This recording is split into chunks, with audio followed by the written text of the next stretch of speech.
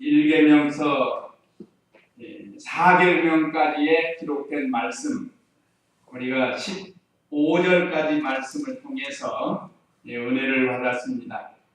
하나님께서 모세를 부르시고 시내산 또는 호렙산에서 이 10계명을 주신 것을 통해서 우리에게 귀한 은혜 주셨습니다.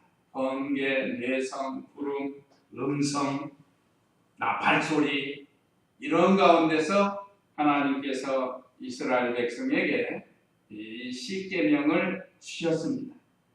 오늘 이제 5계명에서 10계명을 우리가 배우게 될 텐데 1계명서 4계명까지는 하나님께 대한 계명이라고 했습니다.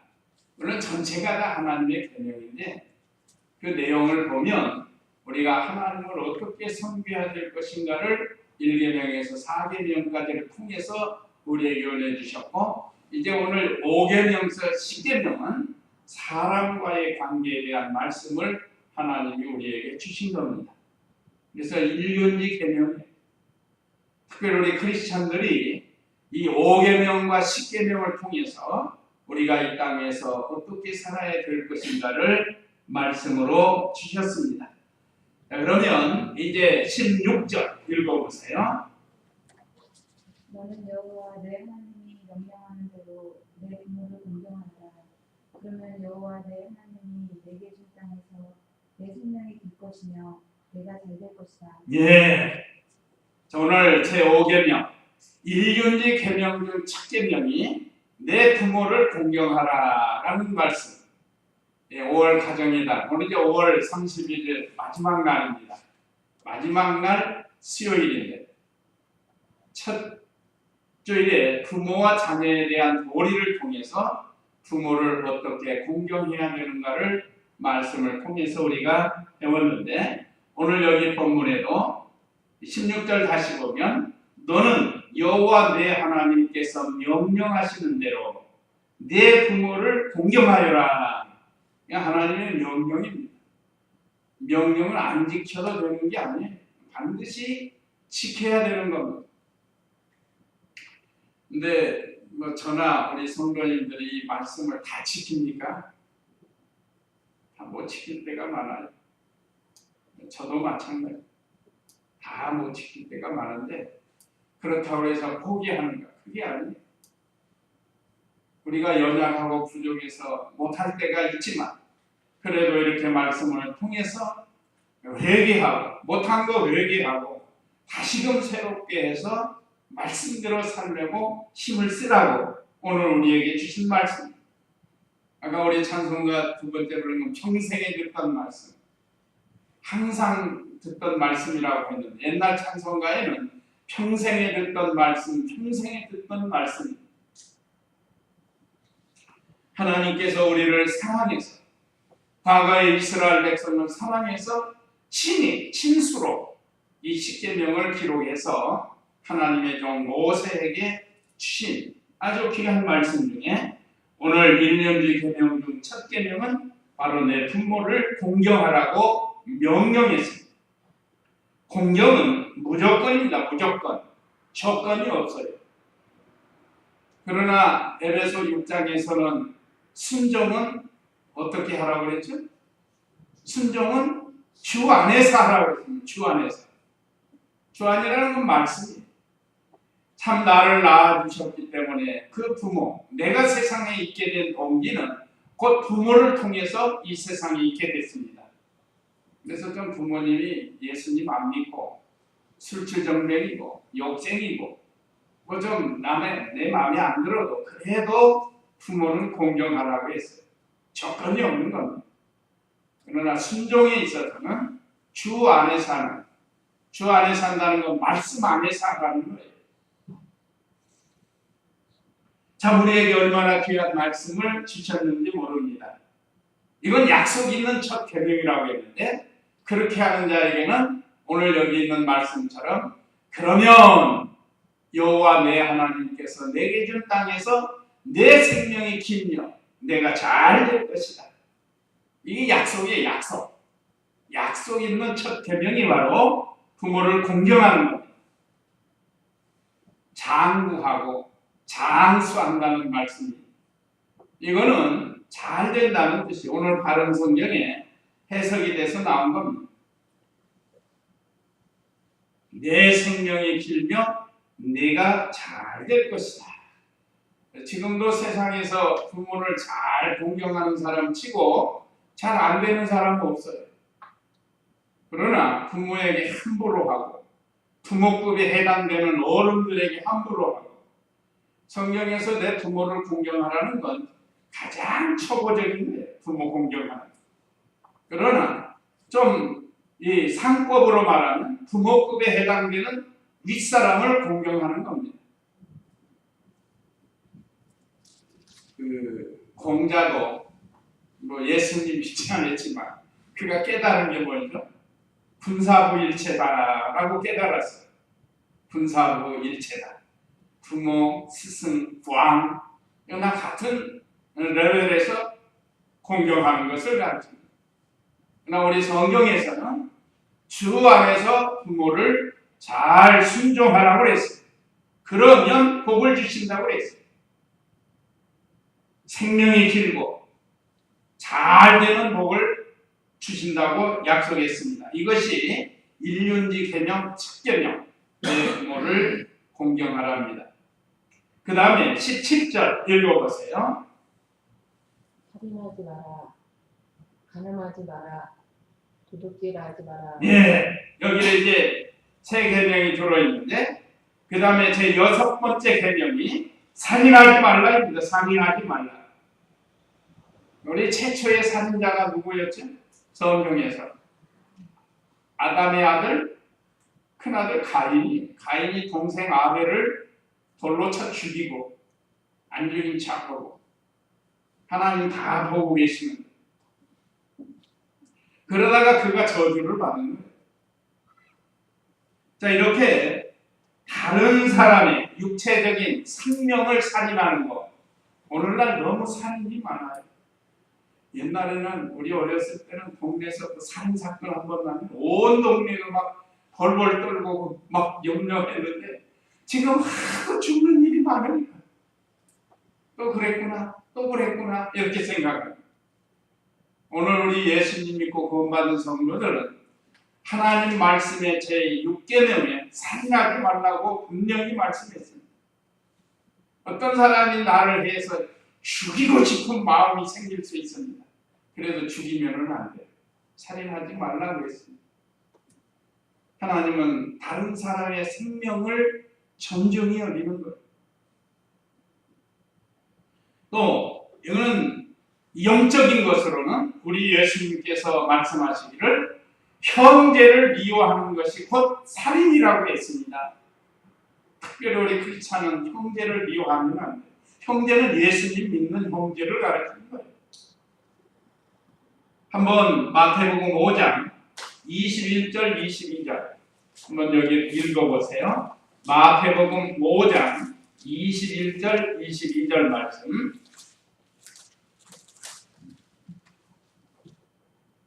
옛 사람들에게 살인하지 마라. 살인하는 자는 누구든지 심판을 받을 것이다 라고 말해준 것을 너희가 들었으나 나는 너희에게 말하니 자기 형제에게 화내는 자는 누구든지 심판을 받게 되고 자기 형제에게 라카라고 말하는 자는 누구든지 공회에 잡혀가게 되며 바보라고 말하는 자는 누구든지 불타는 지옥에 던져질 것이다. 네, 우리 예수님은 영법으로 가르쳐주시는 영법. 살인의 시작은 바로 이렇게 시작이 된다는 거예요. 아예 그냥 근원을 차단을 해야 된다는 거예요. 원한을 가지고 형제에게 화를 내는 심판을 받는다. 또 형제에게 라카라, 이거는 욕이에요. 예. 어떤 욕인고 하면 어떤 분이 그러더라고요. 하나님을 모르는 놈. 하나님을 모르는 놈. 하고 이렇게 욕하는 것이. 어쨌든 이 형제를 향해서 미워하는 사람은 이렇게 살인하는 것이라고 말씀으로 우리에게 주셨습니다. 요한일서에 있죠.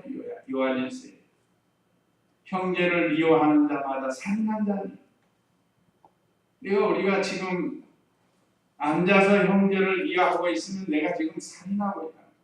다른 사람의 육체적 생명을 죽이는 것도 살인이지만 앉아서 다른 사람 미워하고 하는 것도 살인이라고 했습니다. 우리는 예수님을 배워서 참 예수님은 원수까지도 사랑하셨고 또 사랑하라고 말씀하셨으니까 우리가 그렇게 하도록 힘을 써야 되는 겁니다. 그래서 살인하지 말고, 살인은 미움에서부터 시작이 됩니다. 그냥 미워하지 말고 오히려 사랑해 주라고 했습니다. 그 다음에 7번째는 간음하지 말라고 했습니다. 간음. 오늘날 너무 간음이 심해요. 별 희한한 일들을 다 하고 있습니다. 이 세상에. 우리나라도 그렇고. 그런데 오늘 여기 분명히 간음하지 말라고 했습니다. 다시 말하면 합법적으로 결혼하지 않고 동거하는 거라든지 생활하는 것. 뭐 구체적으로 말씀 안 드려도 우리가 다 알 수 있는 일들입니다. 요즘 얼마나 세상이 타락을 해가지고 음란하고 퇴폐적이고 한 일들이 너무나도 교묘하게 일어나고 있습니다. 좀 나라에서 어떻게 하면 좀 잘해보려고 그 텍사스촌이라는데 그 있잖아요, 몸 파는 사람들. 그걸 어떻게 해서든지 좀 기술을 가르쳐가지고 이 못된 짓 안 하게 하려고 나라에서 노력을 많이 하는데 이게 아주 교묘하게 이 동네 자꾸 마을로 이게 침투를 하는 거예요. 이건 저보다 이제 매스컴 통해서도 많이 하시리라고 믿습니다. 그래서 우리 성도는 간음하지 말아야 돼요. 예수님께서 또 하신 말씀 마태복음 5장 28절 거기 한번 읽어보세요. 마태복음 5장 28절 말씀. 나는 너희에게 말하니 능력을 품고 여자를 바라보는 자는 누구든지 그 마음속에서 이미 그 여자와 간음하였다. 예. 27절에 보면 간음하지 말라고 말해진 것을 너희가 들었으나 이미 구약 성경 모세를 통해서 하나님께서 말씀을 주셨다. 간음하지 말라. 이건 유대인들 이스라엘 백성들은 이미 조상적부터 다 배워온 거라. 그런데 나는 너희에게 말하니 예수님이 말씀하신 겁니다. 음욕을 품고 여자를 바라보는 자는 누구든지 그 마음속에 이미 그 여자와 간음하였다. 다른 성경은 익숙치가 않은데 저 구역 한번 볼까요? 구역이. 자, 나는 너희에게 이르노니 여자를 보고 음욕을 품는 자마다 마음에 이미 간음하였느니라. 남자는 남자에게만 이 말씀 주셨나? 여자도 요즘 여자들도 참 많이 이상해져가지고 여자들도 마찬가지입니다. 요즘 뭐 남자들 멋있다고 음욕을 품으면 이미 간음한 것이 된 거라고 그랬어요. 미워하는 것은 살인이고 음욕을 품는 것은 간음한 거라고 했습니다. 우리가 예수님이 얼마나 철저하게 가르쳤는가를 우리에게 가르쳐 주는 겁니다. 아예 초장부터 차단을 하는 거예요. 여기서부터 시작해서 이 음행을 하게 되고 또 살인도 하게 되고 그렇기 때문에 아예 처음부터 그걸 차단하기 위해서 예수님께서 이렇게 깊이 가르쳐 주신 겁니다. 그 다음에 19절에 도둑질하지 말라 하고 말씀했습니다. 8번째 계명인데 도적질하지 말지니라 구역에는 그렇게 나오는데 이것은 자기 것이 아닌 것을 자기 것으로 삼는 거예요. 요즘 온갖 수단 방법 가리지 않냐고 남의 것을 자기 것으로 삼으려고 하는 사람이 많아요. 세상 사람들은 그렇다 할지라도 우리 성도들은 그거 하지 말라는 거예요. 특별히 신앙적으로 하면 하나님께 드려야 할 것 드리지 않는 것 11조 헌물 이거 드리지 않으면 그건 도적질하는 거라고 했습니다. 제 말이 아니고 말라기 3장 8절에 있어요. 한번 말라기 구약 성경 맨 마지막 말라기 3장 8절 말씀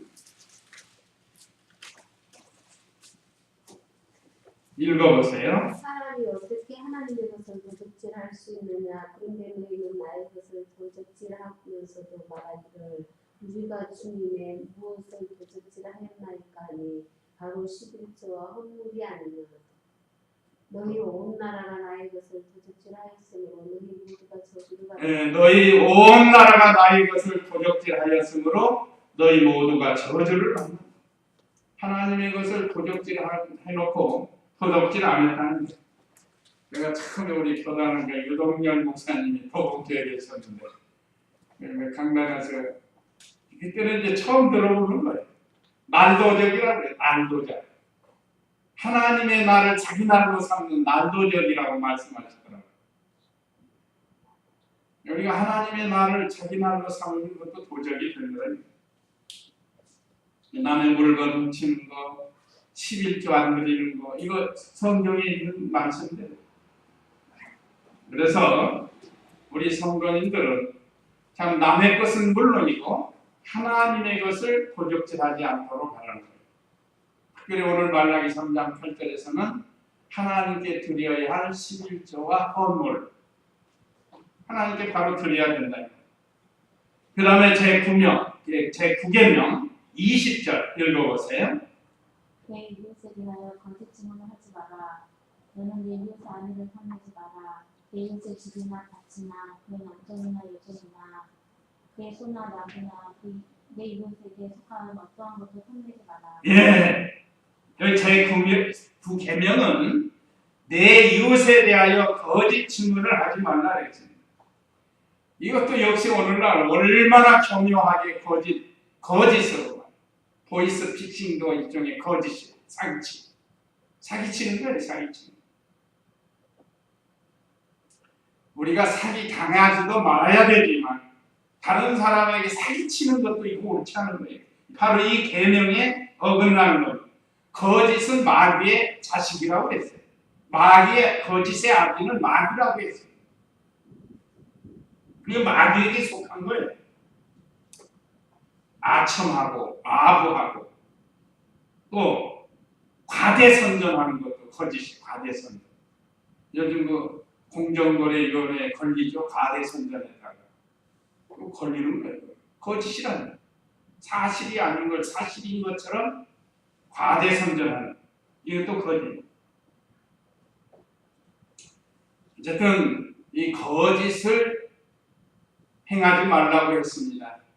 자기 어떤 유익을 보기 위해서 거짓을 행하는 것, 우리 양심이 먼저 알죠. 또 다른 사람의 우리를 교묘하게 이렇게 사기치는 건 온통 거짓이에요. 거짓. 거기 넘어가지 않도록 조심하고 또 그런 일에 우리가 들어가서는 안 됩니다. 분명히 제9계명에서 우리에게 가르쳐 주셨습니다. 그 다음에 제10계명 21절에 너는 내 이웃의 아내를 탐내지 마라. 요약하면 이웃을 탐내지 말라. 탐내지 말라.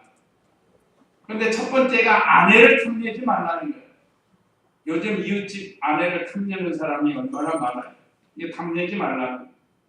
또 내 이웃의 집이나 밭이나 그의 남종이나 여종이나 그의 소나 나귀나 내 이웃에 속한 어떠한 것도 탐내지 말라는 거예요. 탐심은 욕심이 욕심, 탐내는 욕심 때문에 그렇습니다. 뭐 별 수단 방법 가리지 않고 남의 걸 탐내가지고 빼앗아가는 자.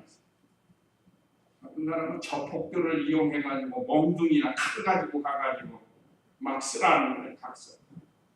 남의 거 탐내가지고 그런 사람은 안 돼요. 여기 우리 광양에서도 이번 저폭 43명인가 걸려 들어갔죠. 잡혀갔어요. 그 아파트 같은 거 분양하는 데 있어서 거기에 조폭들이 관련돼 가지고 뉴스에 나오더라고.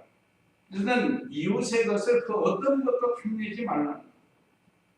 특별히 이웃의 아내를 탐내지 마라. 아내를 탐내지 말라고 이걸 바꿔서 내 이웃의 남편을 탐내지 마. 이건 확실하게 우리에게 가르쳐 주는 겁니다. 그 외에 여러 가지 이거 탐내면 안 된다. 이건 죄요. 그러면 하나님께서 이와 같이 우리에게 십계명을 주신 목적이 있습니다. 첫째는 죄를 깨닫게 하는 거예요. 우리가 이 십계명을 통해서 죄를 깨닫게. 그 다음에는 회개하고 그리스도에게로 나가게 하는 겁니다.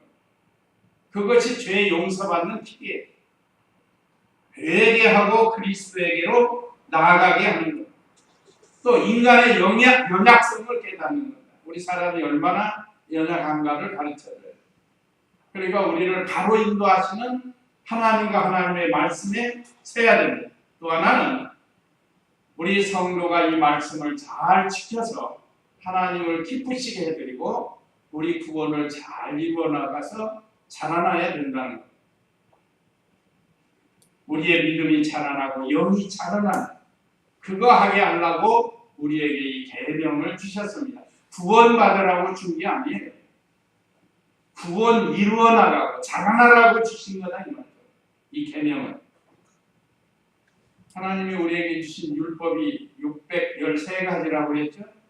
어떤 분이 연구를 참 잘했어요. 613가지를 어떻게 연구해가지고 그걸 썼다. 그냥 하라는 것이 365, 매일 하나씩. 하지 말라는 것이 248. 그래서 613가지라고 합니다.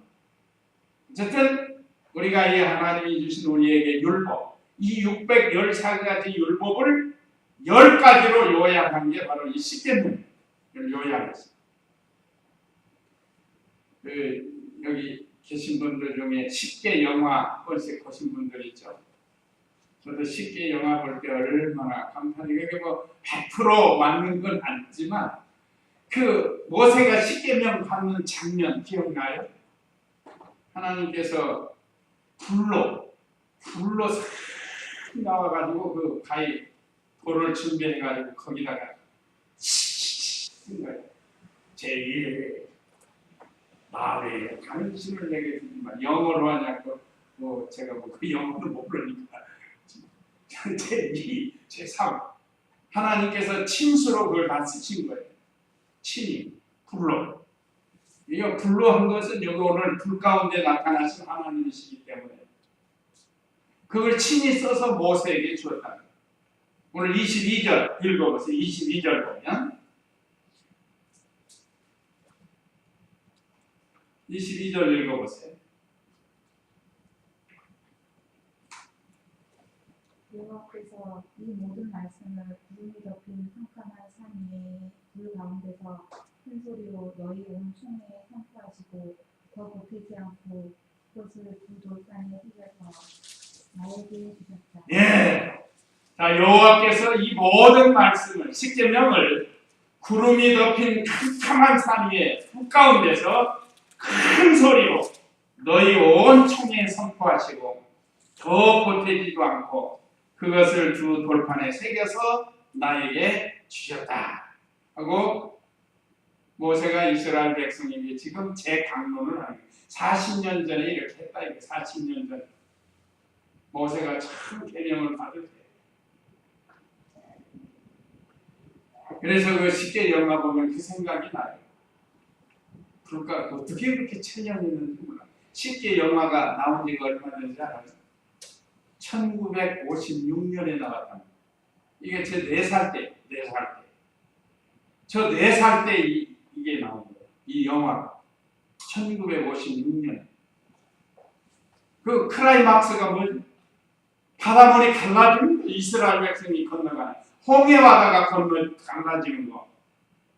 뭐 거기서 오 하나님 감탄이 안 나올 수가 없어요. 비록 그 영화지만 100% 우리가 믿는 건 아니지만 그 성경에 기록된 내용의 말씀을 어떻게든지 그대로 이루어 보려고 기가 막히게 이 영화를 만들었어요. 그 시대. 지금부터 1956년이면 61년 전 아니에요. 61년 전. 이게 대단한 거예요. 그 주인공이 찰턴 헤스톤이라고 오래 영화 찍고 세상 떠났습니다. 그 바로왕으로 나오는 사람이 그 율브린너라고 빡빡이 머리 빡빡 깎은 사람 율브린너. 근데 그때 그 영화를 통해서 우리 크리스찬들이 많이 은혜를 받았어요. 100% 갚는 건 아니지만 그래도 어떻게 그렇게 십계명 갚는 것도 그렇게 묘사를 잘하고 홍해가 갈라지는 것도 그렇게 묘사를 잘했는지 몰라요.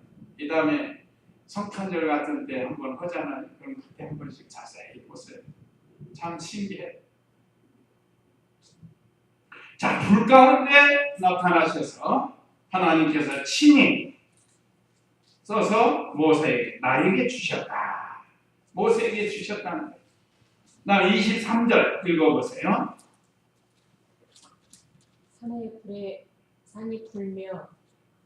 산이 불에 타며 캄캄한 가운데서 너희가 그 소리를 듣고서 너희 지파의 모든 우두머리들과 장로들이 내게 나와서 이렇게 말하였다.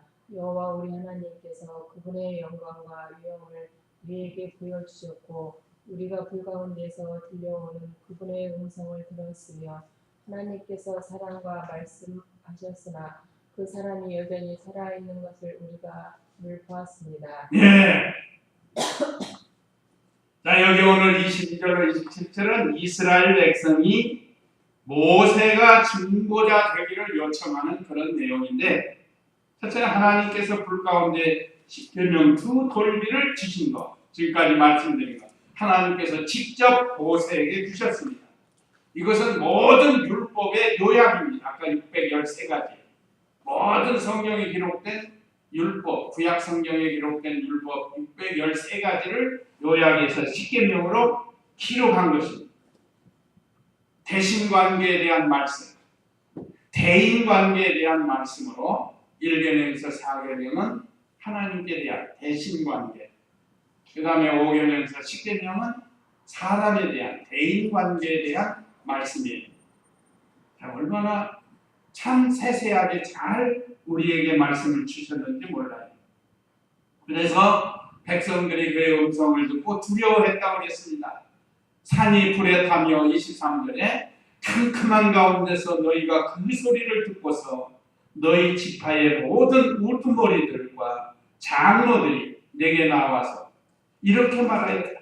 여호와 우리 하나님께서 그분의 영광과 위엄을 우리에게 보여주셨고 우리가 불 가운데서 들려오는 그분의 음성을 들었으며 하나님께서 사람과 말씀하셨으나 그 사람이 여전히 살아있는 것을 우리가 오늘 보았습니다. 하나님을 볼 수 없어요. 보면 죽어요. 그러니까 우리가 영으로 듣고 영으로 보는 겁니다. 죄인된 우리들이 하나님을, 거룩하신 하나님을 볼 수가 없는 거냐, 이 육신의 눈으로. 그런데 어떤 사람들은 하나님 보았다는 거, 보았다. 육신의 눈으로 보았다는 건 가짜라고 증거하는 겁니다. 그래서 그들이 두려워서 모세에게 나와서 우리의 중보자가 되어달라고 합니다. 25절 읽어보세요.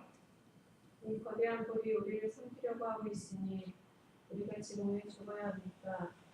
우리가 여호와 우리 하나님의 음성을 다시 듣는다면 우리는 죽을 것입니다.